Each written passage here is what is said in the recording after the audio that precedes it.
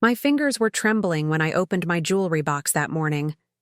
A simple wooden box my late husband carved for me over 50 years ago, and there, in the velvet compartment where they had rested for decades, I found nothing. Empty space where my grandmother's pearl earrings should have been, the ones she wore on the happiest day of her life, her wedding day in 1952, the ones she placed in my hands with tears in her eyes, making me promise to keep them safe for the next generation. Those pearls had survived wars, poverty, and heartbreak, but they couldn't survive my own family. If you're watching this, I'm begging you, like and subscribe to this channel. Tell me in the comments where you're listening from, because I desperately need to know I'm not completely alone in this cold, cruel world. My name is Elena, I'm 68 years old, and I'm a mother who gave everything, for her son. His name is Carlos, and once upon a time, he was my whole world. When his father died and left us with nothing but debts and sorrow, Carlos was only 12, just a scared little boy who cried himself to sleep every night. I held him.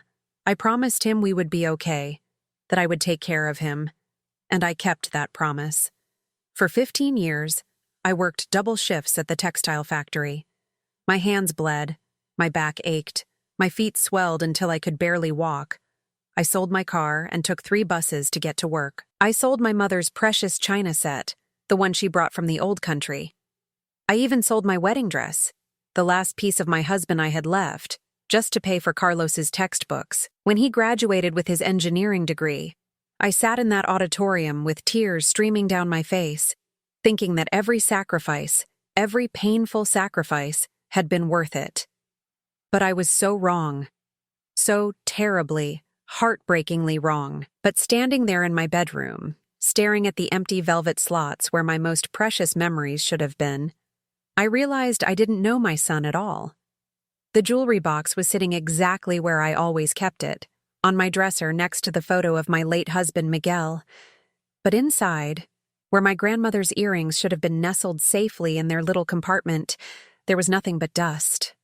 I sat down heavily on my bed, my hands shaking. The hospital stay had been difficult enough. 2 weeks of surgery and recovery after I fell and broke my hip. 2 weeks of pain medication that made everything fuzzy and unclear. 2 weeks of trusting my son and his wife Amanda to take care of my house, to keep everything safe while I healed. And this is how they repaid that trust. The worst part wasn't even the missing earrings. It was remembering the conversation I thought I had dreamed while I was sedated in the hospital room. Amanda's voice, sharp and calculating, talking to someone on the phone. She's been out of it for days. The medication has her confused about everything. She won't even remember what she had. At the time, I convinced myself it was just the morphine making me paranoid. Now I knew better. I had been so naive, so trusting. After Miguel died 8 years ago, Carlos stepped up to help me with everything. He handled my finances when I felt overwhelmed. He took care of repairs around the house. He made sure I was never alone during the holidays. When I had to go to the hospital, it felt natural to give him my keys and ask him to water my plants and check on things. I never imagined I needed to lock away my most precious possessions from my own child. The jewelry wasn't just valuable because of the gold or the precious stones. Each piece carried the story of the women who came before me. My grandmother Rosa wore those pearl earrings when she married my grandfather in a small church in Mexico City.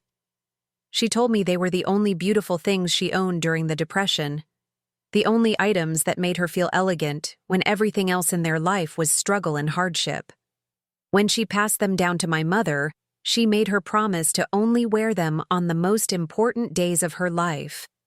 My mother kept that promise. She wore them on her wedding day, on the day I was born, on my graduation from high school, and on my own wedding day when she carefully placed them in my ears and told me I was carrying forward the strength of all the women who wore them before me. When she was dying of cancer, she took my hand and made me promise to give them to my son's future wife someday, so the tradition could continue with the next generation of strong women in our family. But Amanda had never shown any interest in family traditions. From the moment Carlos brought her home 5 years ago, she made it clear that she thought my customs were old-fashioned and irrelevant. She would roll her eyes when I tried to share stories about my grandmother or my life in Mexico before I came to the United States. During family dinners, she would check her phone constantly while I spoke, making it obvious that my memories meant nothing to her. I should have seen the signs earlier. But love makes you blind sometimes, especially a mother's love. When Carlos lost his job 6 months ago, I offered to help with their mortgage payments. When Amanda complained that their car was too old and unreliable, I helped them with the down payment for a newer one. When they needed money for their daughter's school supplies and activities, I never hesitated to open my wallet. I thought I was being a good mother and grandmother, supporting my family through a difficult time. But now I understood that my generosity had been seen as weakness. Every time I helped them financially, they weren't grateful. They were calculating. They were measuring my assets, estimating my worth, planning for what they could take when the opportunity arose. My hospital stay had been that opportunity, and they had seized it without a moment's hesitation or remorse. I walked through my house systematically, checking everything I could remember. The silver bracelet my husband gave me for our 25th anniversary was gone from my jewelry box. The gold locket with my parents' wedding photo that I kept in my bedroom drawer had disappeared. Even the small diamond ring that belonged to my aunt, barely worth a few $100s but precious to me because it was the last gift she gave me before she died, was nowhere to be found. In the living room, I noticed that the small gold-framed mirror that had belonged to my mother was missing from the mantelpiece. It wasn't particularly valuable, but it had been in our family for decades. My grandmother used to tell me that it had the power to show you the truth about people, not just their reflection. Standing there looking at the empty space where it should have been, I finally understood what she meant. Sometimes you have to lose something precious to see the truth about the people closest to you. I tried to rationalize their behavior. Carlos had been unemployed for months, and I knew they were struggling financially. Maybe they panicked when they saw the hospital bills piling up. Maybe they thought they were borrowing the jewelry temporarily and planned to return it before I noticed. Maybe Amanda convinced him that I wouldn't miss these things or that I would understand if they explained their desperation. But deep in my heart, I knew these were just excuses I was making because the alternative was too painful to accept. My neighbor Rosa knocked on my door that afternoon, bringing me homemade soup and asking how I was feeling after my hospital stay. Rosa has lived next door for 20 years, and she's always been more than just a neighbor. She's been a true friend, someone who checks on me regularly and shares the kind of wisdom that only comes from living through your own share of heartbreak and disappointment. "Elena," she said, settling into the chair across from my kitchen table, "I need to tell you something, and I hope you won't be angry with me for interfering." Her expression was serious, and I felt my stomach tighten with dread. "While you were in the hospital, I saw some things that worried me. Carlos and Amanda were coming and going from your house at strange hours, always carrying bags or boxes. I thought maybe they were cleaning or organizing things for you, but something felt wrong about the way they were behaving." She paused, looking at me carefully as if trying to gauge how much truth I could handle. "2 days ago, I saw Amanda leaving your house with what looked like a jewelry box. She put it in her car quickly, looking around to make sure no one was watching. I almost came over to ask if everything was okay, but I didn't want to seem like a nosy neighbor. Now I wish I had trusted my instincts." I felt a wave of nausea wash over me. Hearing Rosa confirm my fears made everything real in a way that I hadn't been prepared for. "What else did you see?" I asked, my voice barely above a whisper. "Yesterday morning, before you came home from the hospital, I saw a man I didn't recognize at your front door with Carlos. They were talking quietly, and the man was examining something small and shiny in his hand.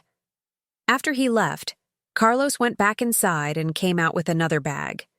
Elena, I think they might have been selling your things."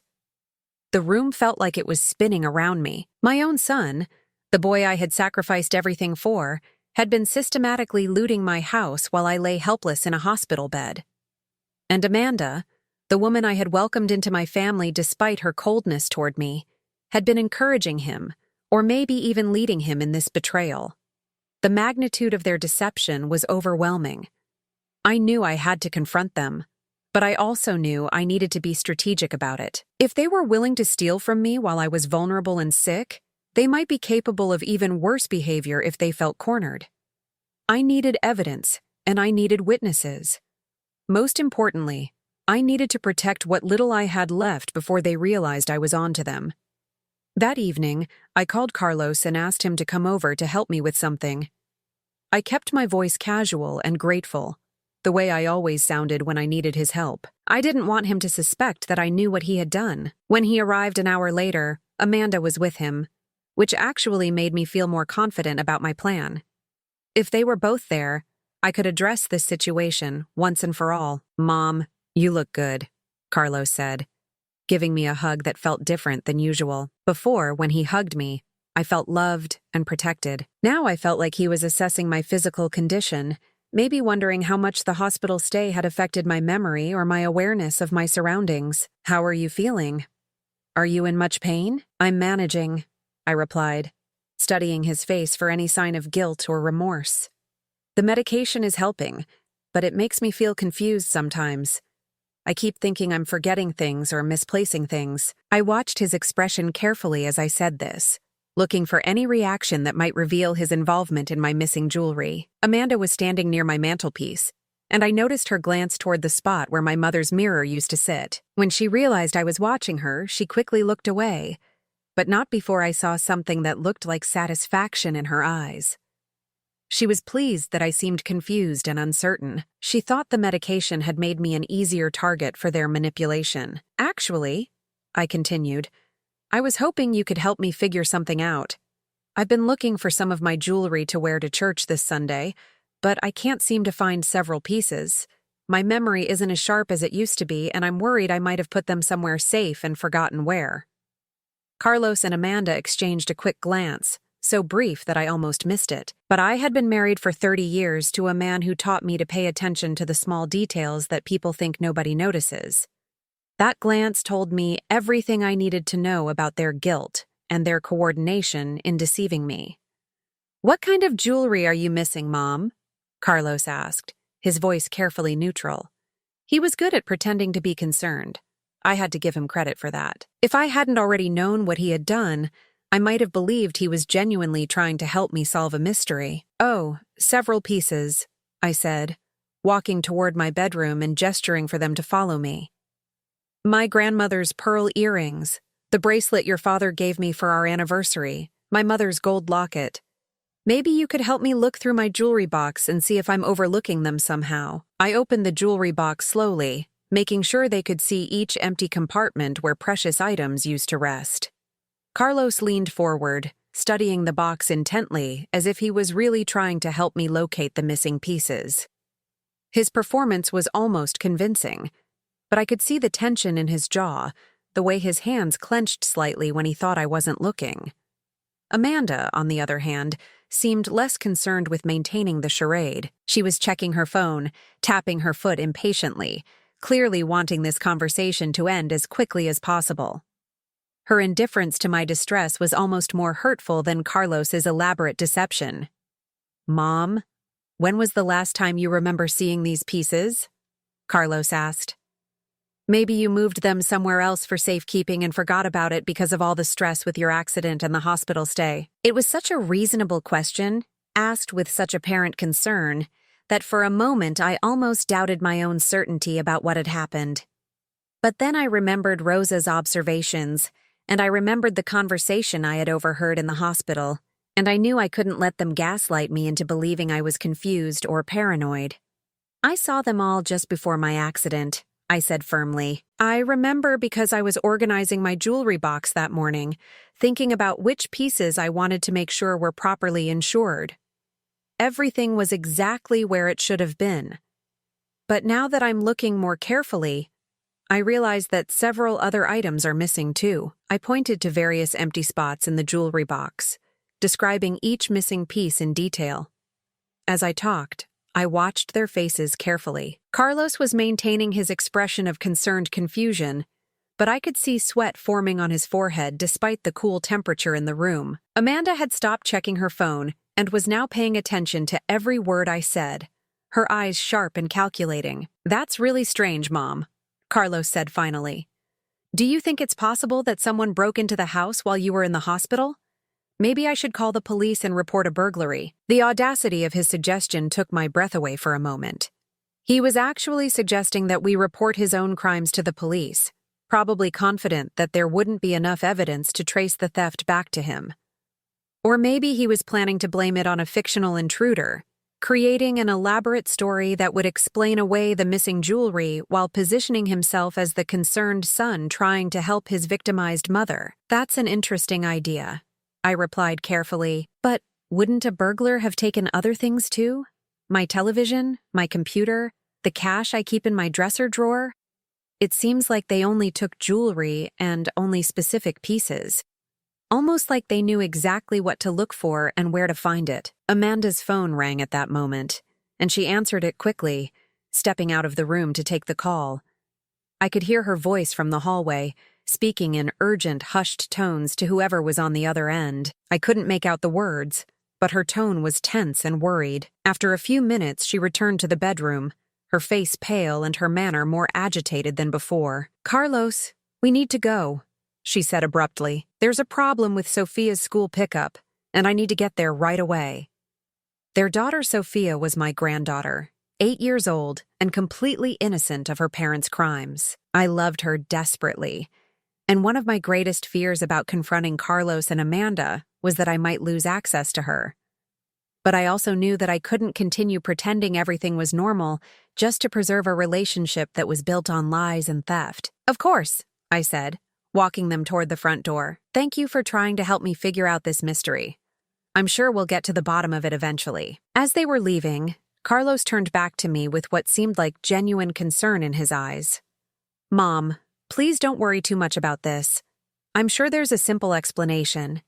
Maybe the jewelry is just misplaced, or maybe you moved it somewhere safe, and it will come back to you when your memory is clearer." After they left, I sat in my living room and tried to process what had just happened. My son had looked me in the eyes and lied to me repeatedly, not just about the missing jewelry, but about his willingness to help me find it. He had even suggested involving the police, knowing that they would find no evidence of a break-in because he had used his own key to enter my house and steal from me. I realized that this betrayal went much deeper than just the missing jewelry. It was about the fundamental trust between a mother and child, the assumption that the person you love most in the world would never deliberately hurt you. Carlos had shattered that trust not just by taking my possessions, but by watching me suffer and pretending to care, while he knew exactly what had happened to my missing treasures. I called Rosa and asked her to come over again. When she arrived, I told her everything about my conversation with Carlos and Amanda, including their reactions and their suspicious behavior. Rosa listened carefully, nodding occasionally, but not interrupting until I had finished the entire story. "Elena," she said finally, "you know what you have to do.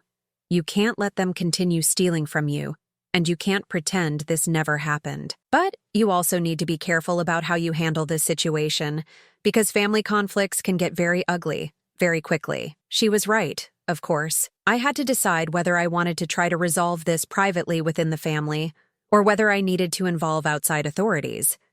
I also had to consider what kind of relationship, if any, I wanted to have with Carlos and Amanda going forward. Could I ever trust them again? Did I want them in my life if they were capable of this kind of betrayal? That night, I lay awake thinking about all the times over the past few months when Carlos had seemed different somehow. More interested in my financial situation than usual, asking detailed questions about my investments and my insurance policies. I had attributed his curiosity to concern about my well-being as I got older, but now I realized he might have been calculating my net worth and planning for how to access it. I also thought about Amanda's behavior during family gatherings, the way she would study my house and my possessions with what I now recognized as acquisitive interest rather than simple admiration. She had complimented my jewelry several times, asking about the history of different pieces and their value. At the time, I thought she was finally showing interest in family traditions. Now I understood she was conducting reconnaissance. The next morning, I decided to call a locksmith and have all my locks changed. If Carlos and Amanda were willing to steal from me once, They would certainly be willing to do it again. I couldn't risk leaving my house unprotected while I figured out how to address their behavior. When the locksmith arrived, he was a kind man in his 60s who reminded me a little of my late husband. "Ma'am, if you don't mind me asking," he said as he installed the new deadbolt on my front door, "are you changing these locks because of a security concern? If someone has been entering your home without permission, you might want to consider additional security measures." I found myself telling him the whole story, probably because it felt safer to confide in a stranger than to burden my friends and neighbors with my family troubles. He listened with the patience of someone who had probably heard similar stories many times before, nodding sympathetically as I explained about the missing jewelry and my son's deception. "I'm sorry you're going through this," he said when I finished. Unfortunately, theft within families is more common than most people realize. Adult children stealing from elderly parents, siblings fighting over inheritances, relatives taking advantage of people who are sick or vulnerable. It's heartbreaking, but it happens every day. He gave me the business card of a lawyer who specialized in elder abuse and family financial crimes. "If you decide you want to pursue this legally," he said, "this woman is very good at helping families navigate these situations. She understands that sometimes the goal isn't necessarily to send people to prison, but to protect yourself and make sure the behavior stops." After he left, I sat in my kitchen holding the lawyer's business card and trying to decide what I wanted to accomplish by confronting Carlos and Amanda about their theft. Did I want my jewelry back? Did I want them to face legal consequences? Did I want an apology and a promise that it would never happen again? Or did I simply want them to know that I wasn't as naive and helpless as they thought I was? I realized that what I wanted most was to understand why they had done this to me. I needed to know if they had convinced themselves that they were justified in stealing from me, or if they simply didn't care about hurting me as long as they got what they wanted. I needed to know if there was any part of my son left that was capable of remorse or shame about betraying his mother's trust. 2 days later, I called Carlos and asked him to come over without Amanda. I told him I had been thinking more about the missing jewelry, and I wanted to discuss some ideas about what might have happened to it.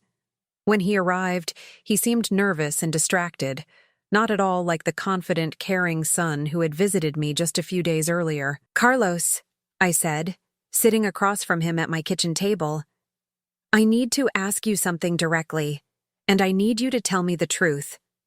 Did you take my jewelry while I was in the hospital?" The question hung in the air between us for a long moment.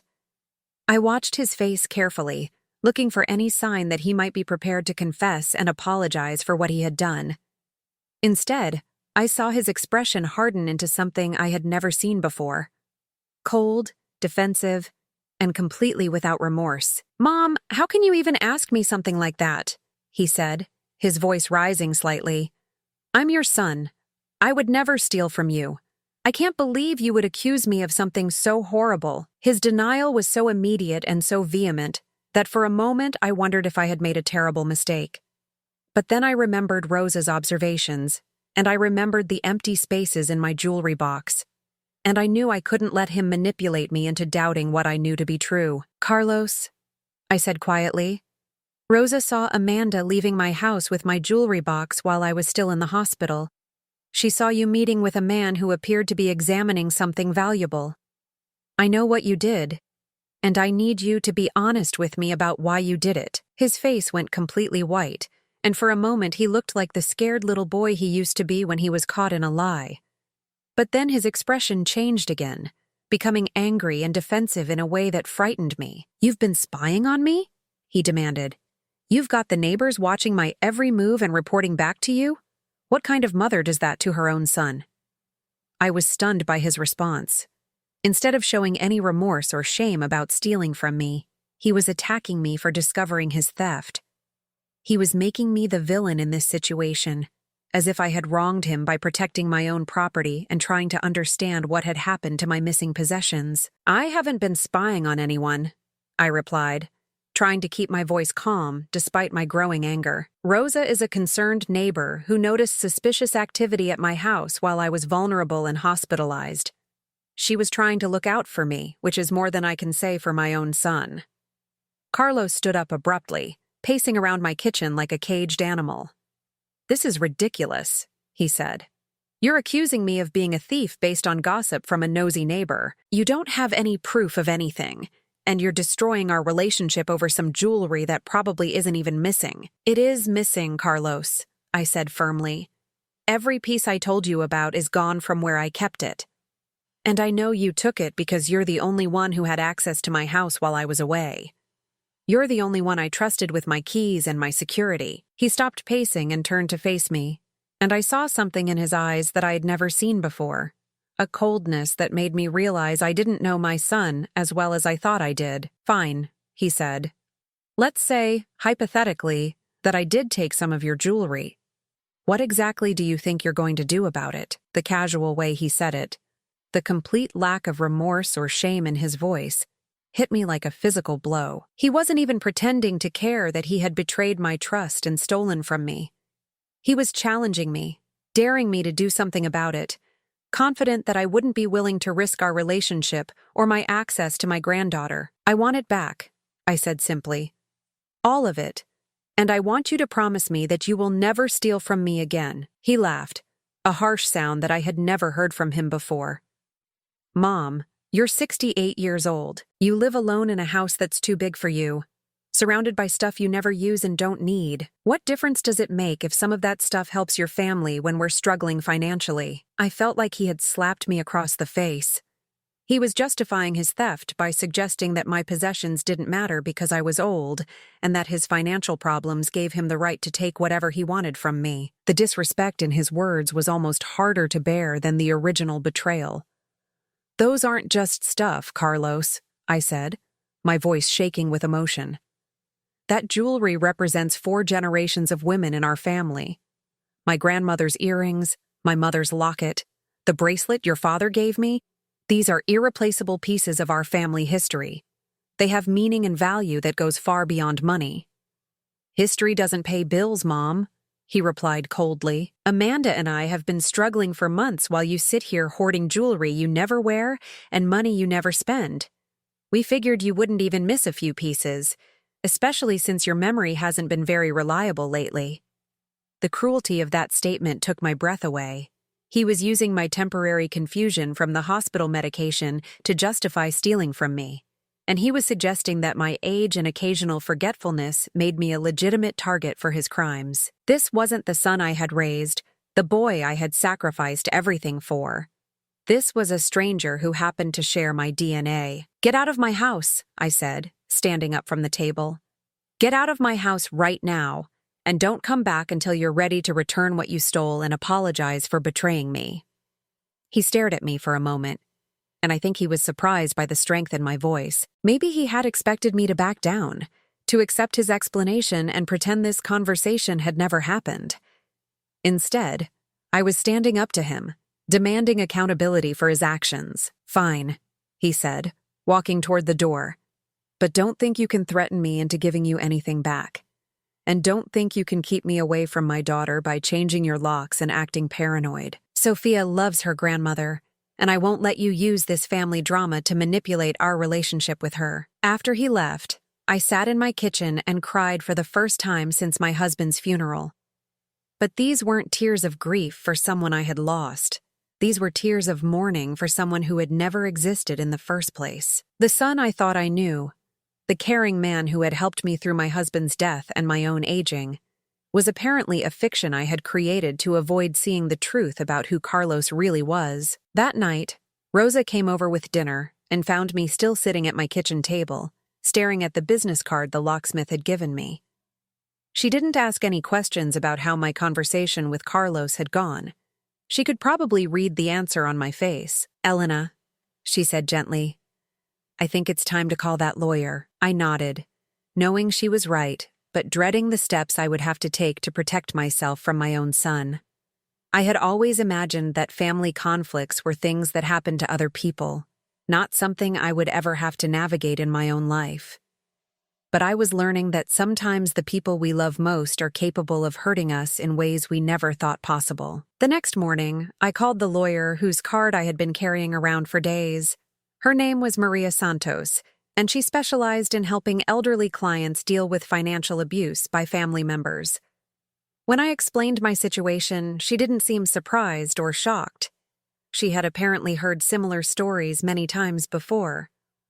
"Mrs. Martinez," she said, "I want you to know that what happened to you is unfortunately very common. Adult children stealing from elderly parents is one of the most frequent forms of elder abuse, and it's often the most devastating because it involves such a profound betrayal of trust."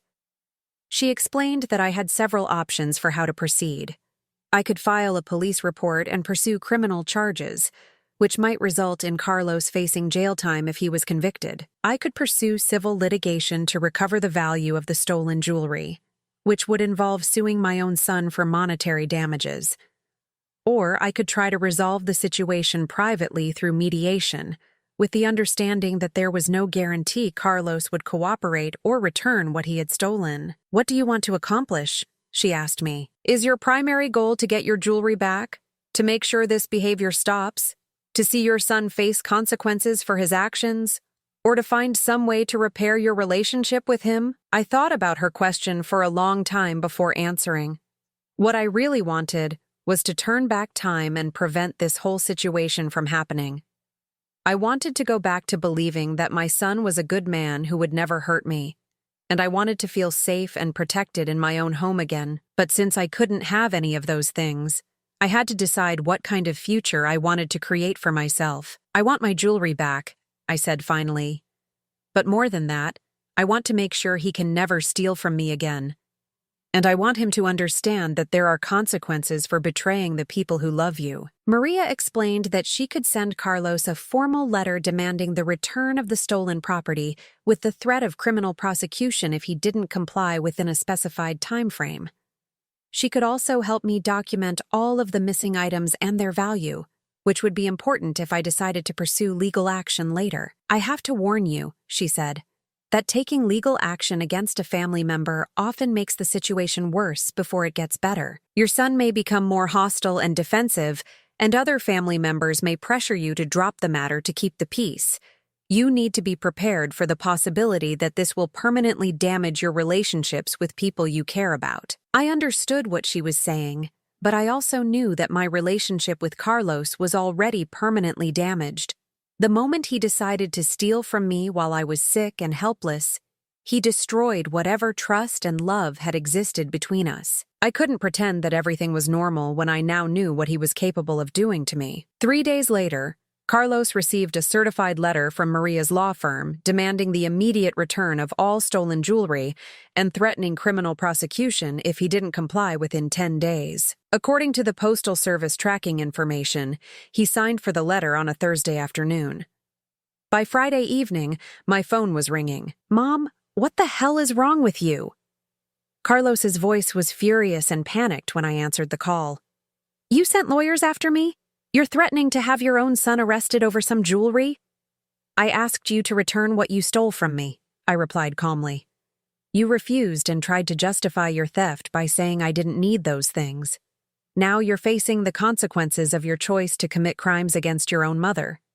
"This is insane," he said. "You're going to destroy our entire family over this. Sophia is going to grow up knowing that her grandmother sent her father to jail. Amanda's family already thinks you're crazy and controlling, and now you're proving them right." I felt a stab of pain at the mention of Sophia, my beloved granddaughter who was completely innocent in this situation. But I also realized that Carlos was trying to use my love for her as a weapon against me, threatening to keep her away from me if I didn't back down from pursuing justice for his crimes. "Carlos," I said, "I didn't create this situation. You did when you decided to steal from me, and you made it worse when you refused to return what you took or apologize for betraying my trust. I'm not destroying our family. You already did that." "Fine," he said, his voice cold and final. "You want to play hardball? Then let's play hardball. Don't expect to see Sophia anymore. Don't expect Christmas cards or birthday calls. Don't expect any of us to be there when you're old and sick and need help. You chose lawyers and threats over your own family, so now you can live with that choice." The line went dead, and I sat holding the phone for several minutes, processing what had just happened. My son had essentially disowned me for refusing to let him steal from me with impunity. He had threatened to keep my granddaughter away from me because I had demanded accountability for his crimes. The cruelty of it was breathtaking.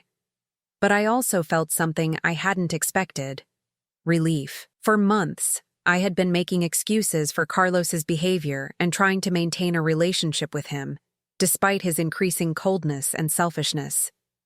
Now that he had finally shown me exactly who he was, I could stop pretending that there was still hope for the son I thought I knew. 2 days before the deadline specified in the lawyer's letter, Amanda showed up at my door alone. She was carrying a small velvet pouch, and her expression was a mixture of anger and resignation. I let her in, curious about what she might have to say, but not particularly hopeful that this visit would lead to any meaningful resolution. "Here," she said, practically throwing the pouch onto my kitchen table. "Carlos doesn't know I'm here, and he's going to be furious when he finds out. But I can't go to jail over jewelry that means nothing to me." I opened the pouch and found my grandmother's pearl earrings inside, along with the gold locket and 2 other pieces I had almost forgotten were missing. But several items were still unaccounted for, including the silver bracelet my husband had given me and the small diamond ring that had belonged to my aunt. "Where are the rest of the pieces?" I asked.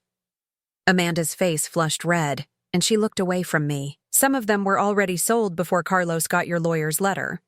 We needed the money for bills, and we thought you would never notice they were gone. By the time we realized you were serious about this legal action, it was too late to get them back." I felt a wave of grief wash over me as I realized that some of my family treasures were gone forever, sold to strangers who would never understand their history or significance. The silver bracelet that represented my husband's love for me was now decorating the wrist of someone who saw it as nothing more than a piece of pretty metal. "Which pieces were sold?" I asked, needing to know exactly what I had lost forever. Amanda rattled off a list of items that included some of my most precious possessions. The bracelet, the diamond ring, and even my mother's small gold mirror had been sold to a pawnshop for a fraction of their actual value. She gave me the name and address of the shop, but explained that they had already been resold to other customers and were impossible to recover. "Look," she said, her voice taking on a pleading tone. "I know you think we're terrible people, and maybe we are, but Carlos has been out of work for months, and we've been facing foreclosure on our house. We were desperate, and when you were in the hospital and couldn't keep track of things, it seemed like an opportunity to solve our problems without really hurting anyone." I stared at her in amazement. Even now, even while returning stolen property to avoid prosecution, she was still trying to justify their theft by portraying themselves as victims of circumstances beyond their control. She genuinely seemed to believe that their financial problems gave them the right to steal from me, and that my hospitalization had created a legitimate opportunity rather than a moment of vulnerability they had chosen to exploit. "Amanda," I said slowly, "you stole irreplaceable family heirlooms from a sick, elderly woman who had spent decades helping and supporting your family. There is no justification for that behavior, no matter how desperate your financial situation became." She stood up abruptly, her brief moment of apparent remorse replaced by defensive anger. "You know what, Elena? You act like you're so perfect, but you've been controlling and manipulative from the day Carlos and I got married. You never thought I was good enough for your precious son, and you've been looking for an excuse to turn him against me for years." Her words stung because there was a grain of truth in them. I had never particularly liked Amanda, and I had made little effort to hide my feelings about her selfishness and lack of respect for family traditions. But that didn't give her the right to steal from me, and it certainly didn't justify the elaborate deception she and Carlos had constructed around their crimes. "Whether I liked you or not is irrelevant," I replied. "I welcomed you into my family, I helped you financially when you needed it, and I trusted you with access to my home when I was most vulnerable. You repaid that trust by stealing from me and lying about it." Amanda gathered her purse and headed toward the door, pausing only long enough to deliver one final blow. "Don't expect this to be the end of your problems with us," she said. "Carlos is talking about suing you for emotional distress and harassment. He says you're using your money and your lawyers to bully us because you can't control us anymore." After she left, I sat at my kitchen table holding my grandmother's pearl earrings and crying. Not just for the jewelry that was gone forever, but for the family relationships that had been destroyed by greed and selfishness. I had gotten back some of my stolen property, but at the cost of losing my son and my granddaughter, at least for the foreseeable future. The next day, I called Maria Santos and told her about Amanda's visit and the partial return of the stolen jewelry. She was pleased that the legal pressure had resulted in some recovery of my property, but she warned me that Carlos and Amanda might not be finished causing problems for me. Unfortunately, she said, when family members are caught stealing and face legal consequences, they sometimes retaliate by making false accusations against their victims. Your son might claim that you're mentally incompetent and try to have himself appointed as your guardian so he can control your finances. Or he might file frivolous lawsuits designed to drain your resources and force you to drop your pursuit of justice.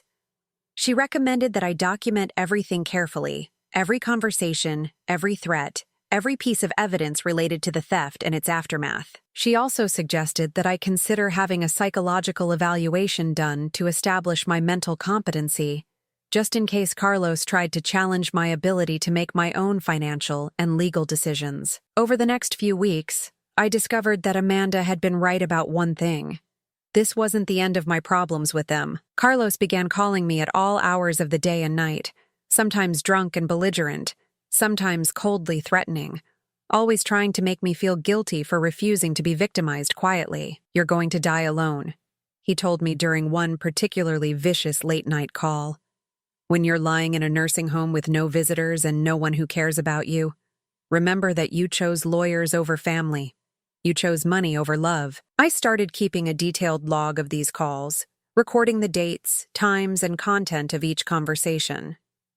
Maria had advised me to document any harassment or intimidation tactics, and Carlos was providing me with plenty of evidence of his continued attempts to manipulate and punish me. The most painful call came on a Sunday morning when Sophia got on the phone briefly, her sweet 8-year-old voice asking, "Grandma, why don't you love us anymore?" Nearly broke my resolve to pursue justice for what had been done to me. But I knew that backing down now would only teach Carlos that he could steal from me and then use my granddaughter as a hostage to avoid facing consequences. "I love you very much, sweetheart," I told her. "Sometimes grown-ups have disagreements that have nothing to do with how much we love each other. I hope someday you'll understand that I'm trying to do what's right, even when it's very difficult." Carlos took the phone back before I could say anything else to Sophia, and his voice was colder than I had ever heard it. "If you drop this legal nonsense and apologize for what you've put us through, maybe we can work something out about visitation with Sophia. But as long as you're treating us like criminals, don't expect to be part of her life." I realized that he was essentially trying to ransom my relationship with my granddaughter in exchange for allowing him to steal from me without consequences. The manipulative cruelty of using a child as leverage in this situation showed me just how far Carlos had fallen from the values I thought I had taught him. 3 months after the theft was discovered, I received a phone call that changed everything. A woman named Detective Sarah Rodriguez from the Financial Crimes Unit contacted me to say that Carlos and Amanda had been arrested for running a scam targeting elderly homeowners in our neighborhood. Apparently, they had been using information Carlos gathered from his job interviews and Amanda's work at a medical billing company to identify vulnerable seniors and convince them to sign over power of attorney for various fake emergencies. "Mrs. Martinez," Detective Rodriguez explained, "your son and daughter-in-law were part of a larger operation that defrauded at least 12 elderly residents of significant amounts of money over the past 8 months. When we searched their apartment after the arrest, we found jewelry and personal items belonging to multiple victims. Among the recovered items were several pieces of my jewelry that I hadn't even realized were missing, including a small gold cross necklace that had belonged to my mother and a silver bracelet I had inherited from my aunt. Apparently, Carlos and Amanda had been taking items from my house systematically over many months, not just during my hospital stay. The detective asked me to come to the station to identify my property and provide a statement about what Carlos and Amanda had stolen from me. When I arrived, I was shocked to see the extent of their criminal operation. Tables full of jewelry, electronics, legal documents, and cash were laid out as evidence, representing the life savings and precious possessions of people who had trusted the wrong individuals. Your case actually helped us identify this larger pattern of abuse, Detective Rodriguez told me. When your lawyer contacted us about the theft from your home, we started investigating your son's activities and discovered that he and his wife were connected to several other suspicious financial transactions involving elderly victims. I learned that Carlos had been using his unemployment as cover for spending his days visiting lonely seniors and gaining their trust with offers to help with home repairs, financial planning, and other services. Once he had established relationships with these vulnerable people, he would gradually manipulate them into signing documents that gave him access to their bank accounts and valuable possessions. Amanda's job at the medical billing company had given her access to patient information, including details about which clients were elderly, lived alone, or had recently been hospitalized. She would identify potential targets, and Carlos would approach them with elaborate stories about wanting to help them avoid the kinds of problems his own mother was facing as she aged. The irony was devastating. While stealing from me and justifying it as helping his struggling family, Carlos had actually been running a sophisticated criminal enterprise that victimized multiple elderly people. He wasn't just a desperate son who had made a terrible mistake.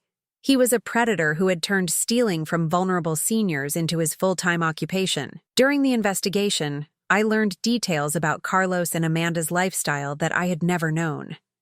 While claiming to be financially desperate and unable to pay their bills, they had been spending money on expensive dinners, luxury vacations, and designer clothing. They had used the proceeds from their thefts not to avoid foreclosure or pay for necessities, but to fund a lifestyle they couldn't afford through legitimate means.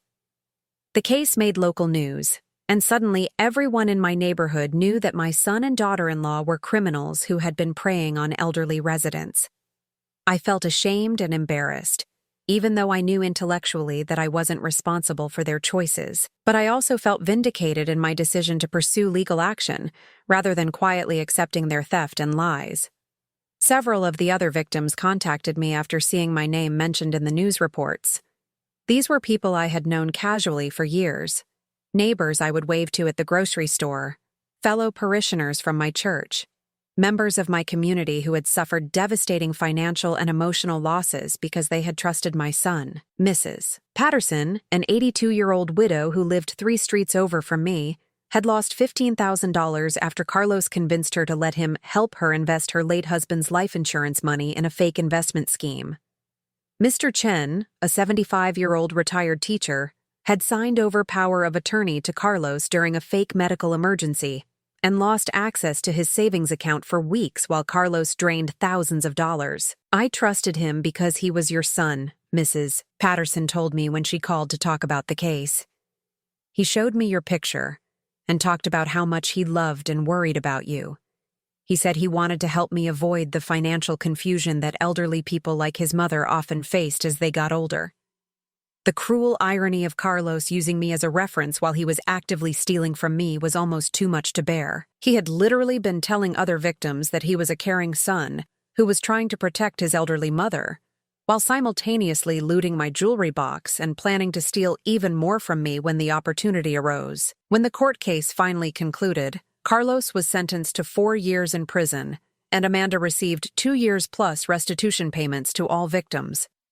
Their daughter, Sophia, would live with Amanda's parents during the incarceration period. As I sat in that courtroom watching my son be led away in handcuffs, I felt a strange mixture of justice and grief that I'm still processing today. The months that followed were among the most difficult of my life, but also among the most transformative. I had to learn how to feel safe in my own home again, how to trust my instincts about people, and how to rebuild my sense of self-worth after being so thoroughly betrayed by someone I loved unconditionally. I started attending a support group for victims of elder abuse, where I met other people who had been stolen from, manipulated, and betrayed by their own family members. Hearing their stories helped me understand that I wasn't alone in this experience, and that the shame I felt belonged to Carlos, not to me. Through the Victim Services Program, I also began volunteering to speak at community centers and senior centers about recognizing the warning signs of elder abuse. I would tell my story to rooms full of elderly people, watching their faces as they realized that this kind of betrayal could happen to anyone, regardless of how smart or careful they thought they were. The hardest part, I would tell these audiences, isn't the financial loss or even the stolen property. It's realizing that someone you trusted completely was capable of viewing you as nothing more than a source of money to be exploited when they needed it. During Carlos's second year in prison, I received my first letter from him. It was filled with apologies, explanations about his gambling addiction that I hadn't known existed, and promises to make amends when he was released. I read it several times, looking for signs of genuine remorse versus manipulation, before deciding not to respond immediately. Instead, I showed the letter to my therapist, a wonderful woman named Dr. Sarah Chen, who specialized in helping elderly victims of family financial abuse.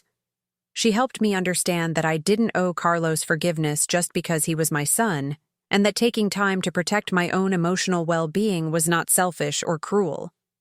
Forgiveness is something that happens on your timeline, not his, Dr. Chen told me. And real forgiveness requires seeing genuine change over time, not just reading apologetic letters from someone who has plenty of time to write them in prison. When I finally did write back to Carlos, months later, I was honest about how his betrayal had affected me. I told him about the sleepless nights, the anxiety attacks, the way I now instinctively locked up anything valuable when people visited my home. I explained that his actions had taught me to view everyone with suspicion, even people I had previously trusted completely. If you want my forgiveness someday, I wrote, you'll need to prove through your actions that you've genuinely changed, not just learned to say the right words. And you'll need to understand that forgiveness doesn't mean forgetting, and it doesn't mean our relationship can ever go back to the way it was before. During his third year of incarceration, I began having supervised visits with Sophia, who was now living with Amanda's parents and struggling to understand why her father was gone and why her grandmother couldn't see her anymore. These visits were heartbreaking and healing at the same time. Heartbreaking because I could see how confused and hurt she was, but healing because they reminded me that not all family relationships had to be damaged by Carlos's crimes. Amanda, who had been released after serving her full sentence, had apparently undergone her own transformation during imprisonment.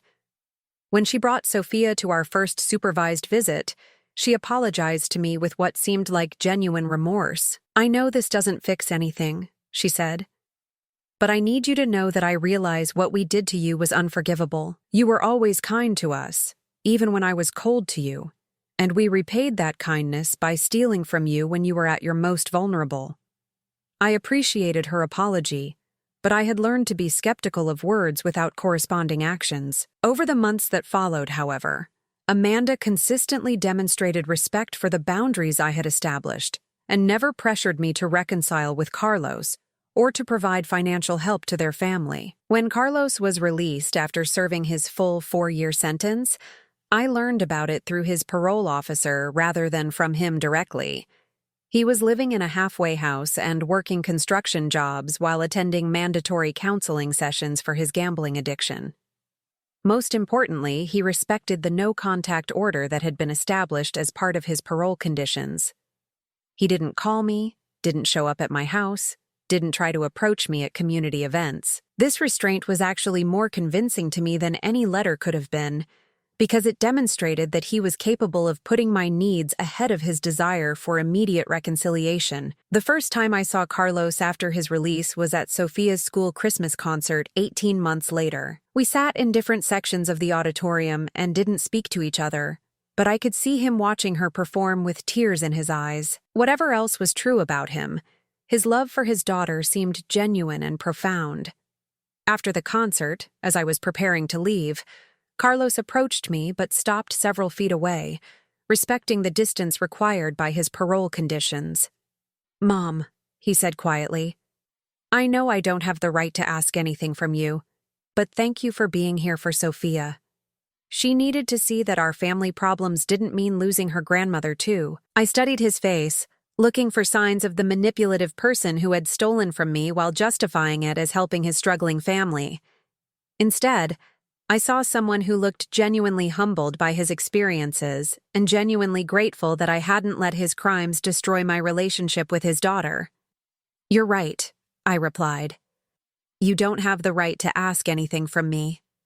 But Sophia deserves to have her family support her, even if that family is broken. It wasn't forgiveness, but it wasn't complete rejection either. It was an acknowledgement that we both loved Sophia and would need to find a way to coexist in her life, even if we couldn't repair our own relationship. Over the next 2 years, Carlos consistently demonstrated the kind of changed behavior that his prison letters had promised. He paid full restitution to all of his victims, including an additional amount to me to compensate for the sentimental value of jewelry that could never be recovered. He maintained steady employment, attended gambling addiction meetings, and never violated any of his parole conditions. Most convincingly, he never pressured me for reconciliation or tried to use Sophia as leverage to force a relationship with me. During school events and family gatherings, he was respectful but distant, letting me set the pace for any interaction between us. 3 years after his release, I made the decision to have a supervised conversation with Carlos through a family mediation service. I wasn't ready to rebuild our relationship, but I was curious about whether his apparent transformation was genuine and sustainable.